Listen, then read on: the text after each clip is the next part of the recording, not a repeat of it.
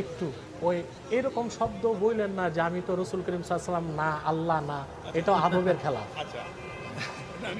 না না, একটু বসেন 1 মিনিট। প্রিয় ভাই, কথা প্রসঙ্গে একটা কথা বলে ফেলছেন তিনি, এরকম কথা উচ্চারণ করাও চরম ধৃষ্টতা, যে আমি আল্লাহ না, আমি তো রসুল করিম সাল্লাল্লাহু আলাইহি ওয়াসাল্লাম না। এই কথাগুলো চরম ধৃষ্টতা ও কুফর। মানুষ আমি তো রসুল করিম সাল্লাল্লাহু আলাইহি ওয়াসাল্লাম না, আমাদের খারাপ কাজ হবে, মিথ্যা কথা বলতে উপর দিয়ে আসবেই। মানুষ আমি তো রসুল করিম সাল্লাল্লাহু আলাইহি ওয়াসাল্লাম না, আমাদের খারাপ কাজ হবে, মিথ্যা কথা বলতে উপর দিয়ে আসবেই। মাইক দাও, মাইকটা দাও।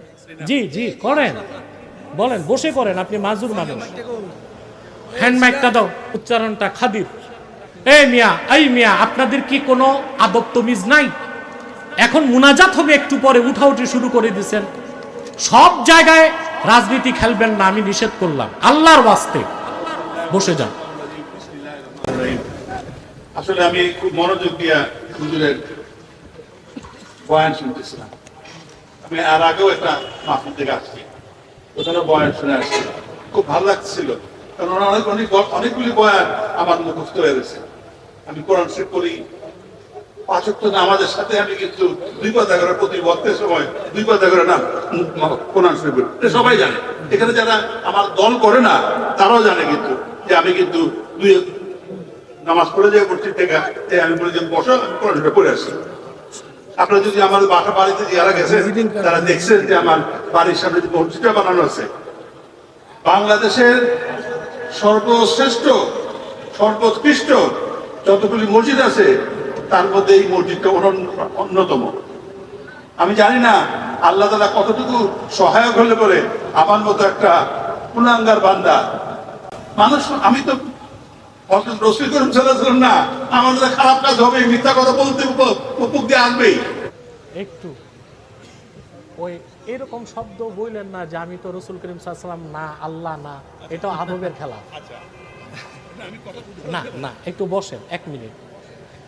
প্রিয় ভাই, কথা প্রসঙ্গে একটা কথা বলে ফেলছেন তিনি, এরকম কথা উচ্চারণ করাও চরম ধৃষ্টতা, যে আমি আল্লাহ না, আমি তো রসুল করিম সাল্লাল্লাহু আলাইহি ওয়াসাল্লাম না। এই কথাগুলো চরম ধৃষ্টতা ও কুফর। আল্লাহ আমাদেরকে মাফ করুক, সামনে আমরা এরকম শব্দ উচ্চারণ করব না। আমরা আল্লাহর বান্দা, নবীজি রসুল করিম মুহাম্মদ সাল্লাল্লাহু আলাইহি ওয়াসাল্লামের নগণ্য উম্মত।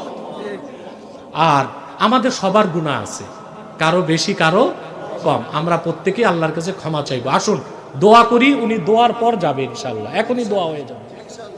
কারো বক্তব্য নাই তো? রব্বানা যালামনা আনফুসানা ওয়া ইল্লাম তাগফির লানা ওয়া তারহামনা লানাকুনান্না মিনাল খাসিরিন। আল্লাহ তাআলা তাহরিকে খাতমে নবুয়ত দেবিদ্বার উপজেলা শাখার উদ্যোগে আয়োজিত আজকের মাহফিলে প্রচণ্ড শীতকে উপেক্ষা করে যারা উপস্থিত হয়েছে, তোমার অসংখ্য জাকের শাকের নেককার বান্দা, পর্দার আড়ালের মা বোনদেরকে নিয়ে হাত তুলেছি। আল্লাহ, এতগুলো মানুষের মধ্যে যার 2টো হাত তোমার ভালো লাগে আল্লাহ, তার 2টো হাতের বিনিময়ে আমাদের জিন্দেগির সব গুনাহ মাফ করে দাও।